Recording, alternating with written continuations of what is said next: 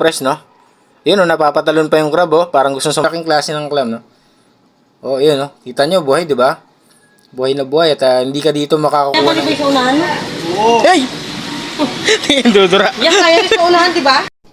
Okay guys, for today's video, puntahan nga natin tong New Dampa Market na matatagpuan dito sa Macapagal Boulevard sa Pasay. Okay, dito nyo matatagpuan yung mga pinakasariwang mga isda at mga exotic na seafoods, no? Ayan, dito nga yan sa Pasay matatagpuan. Hili-hilira yan dito, yung mga ano na yan, stall. Hi ate! Si Ate Tricia. Ate Tricia, pwede ba kami magtanong? Magkano yung lobster dito? 2.5. 2.5? Eh, yung mga ganon, yung tiger, ano, lapu-lapu. Wala po. Ano, wala ko sa... Etong mga ganito. Yan, 250 lang yun. 250. Di ba per dollar ang anuhan dito? Sige, yung king crab, magkano king crab? Mataas yan ngayon, 6.5. Ang isang piraso maabot ng 18,000 siguro. 18,000 isa. Depende sa size. So punta na kayo dito. Anong pangalan ng tindahan mo? Ayun, si Nesha and Dodoy sa Live Seafood, no? Dito sa Macapagal Boulevard. So kitang-kita nyo naman yung mga fresh talaga yung mga tinitinda nila rito. So, okay, isa-isahin natin yung mga panindalero itong mga fresh, no? Yun, oh, napapatalon pa yung crab, oh. Parang gustong sumama sa akin. Okay, meron sila ditong mga sariwang prawns, no? Yun, no? Tapos yung pampano, yun, makikita nyo rin yung mga ano doon, no? Dalagang tawag doon, lapu-lapu. Yan, ayun yung ano, lobster.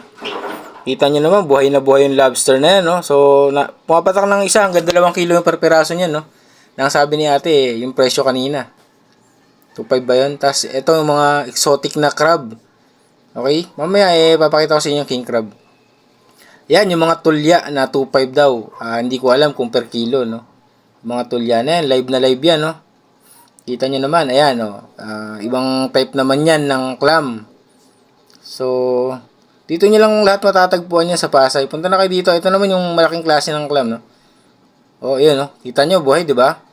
Buhay na buhay at hindi ka dito makakakuha ng... Kaya sa unahan? Hey! Tingin dudura. Yan, kaya sa unahan, di ba? So, tingnan pa natin yung iba. Ayan mo, yung mga clams niyan, no? Puro fresh. Kita nyo, habang hinahawakan ko siya gumagalaw, no? Ito naman yung mga parang ano to, yung cucumber, sea cucumber, no? Okay, ito naman yung king crab. Sinasabi natin na 6.5 per kilo, na ang isang piraso halos umaabot ng hanggang 5 kilo tulad nitong isa na to. So, 18 to 20,000 ang isang piraso ng king crab na yan. Ito naman yung mga fresh squid, yan, mga hipon na malalaki. Yun, yung mga lapu-lapu.